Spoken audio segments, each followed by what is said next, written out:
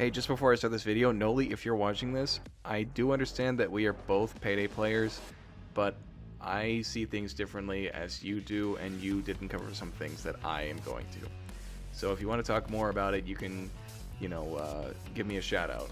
Hey everybody, it's Crasherbasher here, and today this video is going to be a little bit more different. It's not going to be a short, it's not going to be like a build video or anything. I just want to, get my opinion out there a little bit regarding the Payday 3 situation.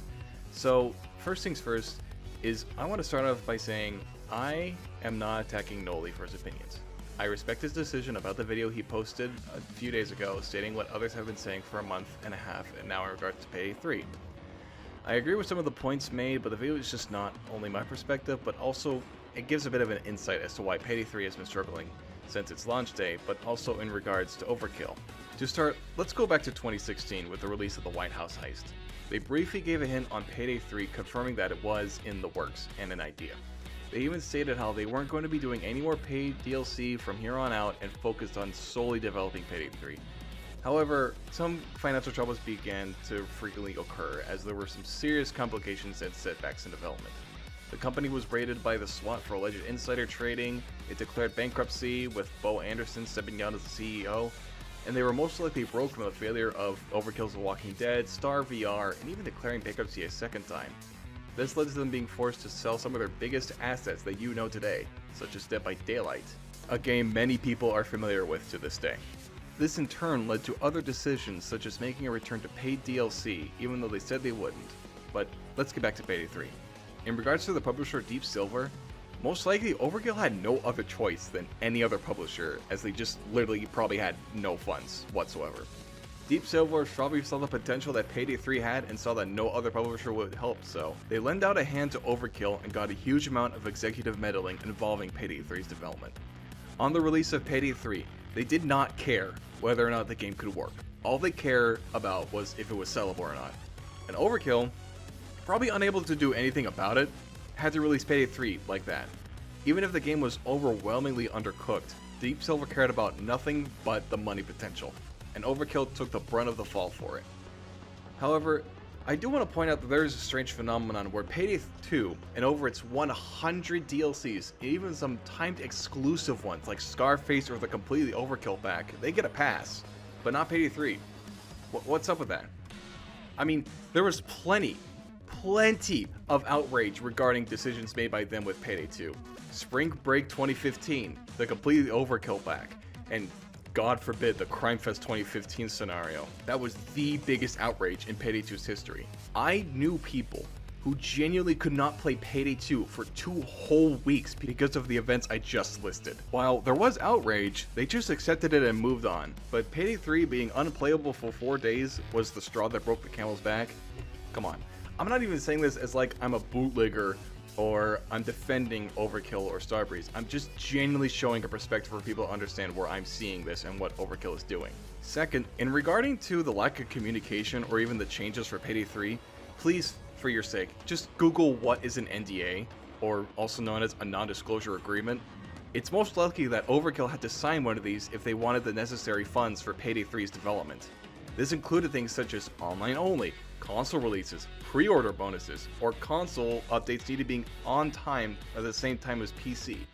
All these changes, they were unnecessary, yes, and they probably should not have been a thing, but in terms of business, it's completely valid.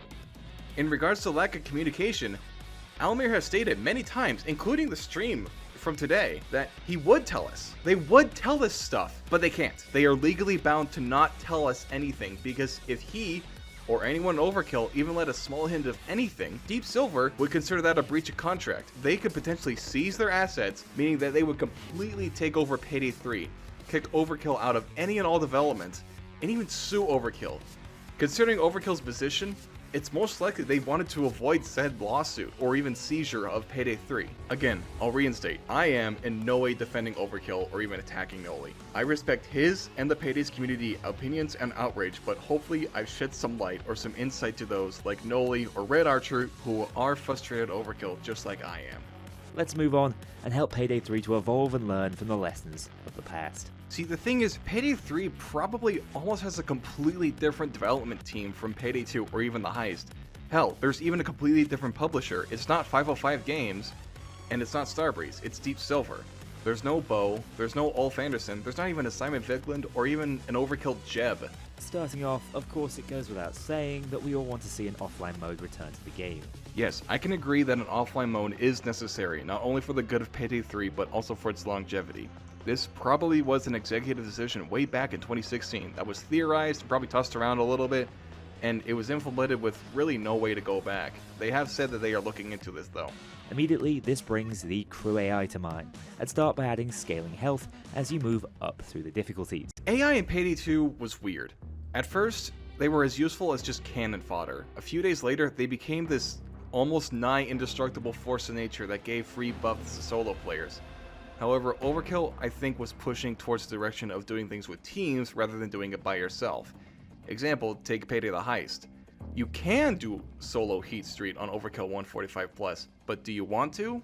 No, not really. It's a massive headache, and having teammates, it really can just make a huge difference. Does need a bit of a tad rework though, like being able to revive each other as you have said, but health scaling, I don't think so. It's a big no-no. They might become too tanky as a result. The cops themselves don't get any health buffs, they can just hit more often and more accurately. I do agree, however, they do need to add customization back. The ability to give them weapons and masks made them, ironically, more alive. How has Payday 3 managed to integrate a genuinely detailed tutorial without introducing a safe house space for it? The tutorial safe house is just that, a tutorial. Hell, all things considered, did people actually miss the safe house that much? I know I might be on the minority here, but honestly the safe house was just kind of a thing to just show off to your friends a little bit here or there. There was some very, very small customizations here and there, and looking back at your trophies and offshore amount, there really wasn't a whole lot to the new safe house.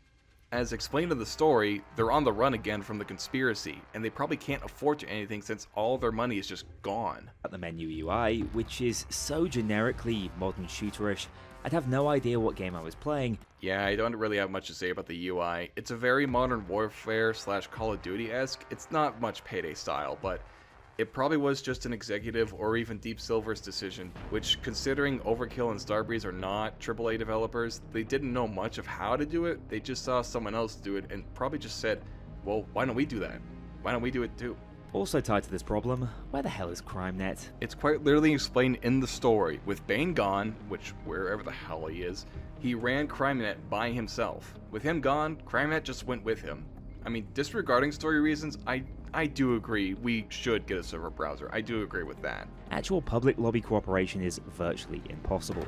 I kind of agree with this too, to an extent. I usually play with friends who have at least half a brain to know what they are doing, and I don't usually drop into public lobbies because they're usually trying to stealth. And if I really don't feel like doing it, I can do the tale as old as time trick in Payday, called hosting my own game. Whilst in the pre-heist lobby, I should also mention how muted pre-planning is. Again, story-wise, pre-planning came with the dentist and Locke. The dentist is dead, and Locke is hinted to be coming somewhere soon, as hinted by his voice actor. But even then, most of the time, the pre-planning looked like this. And considering the options, sometimes they were pretty bloated. Think like Big Bank with Bus Stop or Elevator Escape are almost always picked 90% of the time instead of, oh, an open window. Wow, what a useful asset. An open window, or even locating keys that you apparently can find anywhere if you know where they spawn. Speaking of missteps, I don't think there's been a greater misstep in the eyes of the Payday community than the game's progression system. Yes, 100% this. The progression system does need a rework, full stop. But I can see what they were going with, honestly. Considering Payday the Heist, you can level up from challenges and doing objectives. Payday 2's leveling system, however, was bloated. You gotta admit it was bloated and got stale very fast if you grinded for high infamies. It's honestly a harsh but fair leveling system, where players' experience will then correctly match to the player's level instead of, say, an Infamy 25 or a Reputation 193 not even knowing what an ammo bag is used for. Why does the game have such limited role-playing elements? This is honestly true to an extent in Payday 2. You can, imagine, run the AM car and the Shimano 88 with Gambler, no skills on DSOD. But are you obligated to? No, not really. If you were running shotguns, you were guaranteed to have the overkill skill. There wasn't very much in terms of role-playing here or there, but I can see where you're coming from. A proper jukebox to allow us to listen to our favorite tracks at all times. But the thing is, the tracks themselves are tailored to the heists, just like Payday 2 and much more in Payday the Heist. Hell, the music progresses as the heist does itself. You can take notice of this with Dirty Ice when you get into the VIP area, and that honestly makes the track so much more impactful and valuable to what heist you are doing. Weapon stats have been painfully dumbed down too. Honestly, the numerical stats were nice in Payday 2, and I really do see what you mean, but I do like the changes to the weapon attachments and having an actual impact. In Payday 2, there was literally no reason to not use the bigger and the better suppressor over something like the medium suppressor, or for pistols, the Jungle Ninja suppressor over the Champions or Obsessive suppressor, other than for looks. Or even with shotguns, you wouldn't use the shh suppressor, you would just use the Silent Killer suppressor because a bonus to accuracy is not that great considering that they were shotguns. But I do see where you are coming from, Noli, and I do understand the frustrations you and Red Archer and any other Payday 2 YouTuber, or even just Payday YouTubers in general, have had with Payday 3. And I completely understand that. I love Payday 3's gameplay so much. Like, I almost can never stop thinking about playing it compared to 2. When I went back to 2 after playing 3 for so long, it was like a completely different game to me. Payday 3, in my opinion, was what Payday 2 felt like to me when I first started playing. Payday 3 encapsulates that feeling completely, and I do love it that it does that. But I do understand the frustration. I know there's the argument of 10 years later is not a good, valid defense, but you gotta admit that it was 10 years of development, but also that the teams of Overkill Studios were constantly changing from here on out on Payday 2's development, including the philosophy that Payday 2 was going down. It was going to be a nitty and gritty heist game with a very, very dark story, but then it turned into whacking people with giant golden spoons featuring Ethan and Gila from H3H3. I do love Payday 3, and I love Payday 2, and I hope to keep playing them in the future. And I hope Overkill does eventually fix Payday 3, because I do see them fixing it, like, in the future. But that's all I have to say.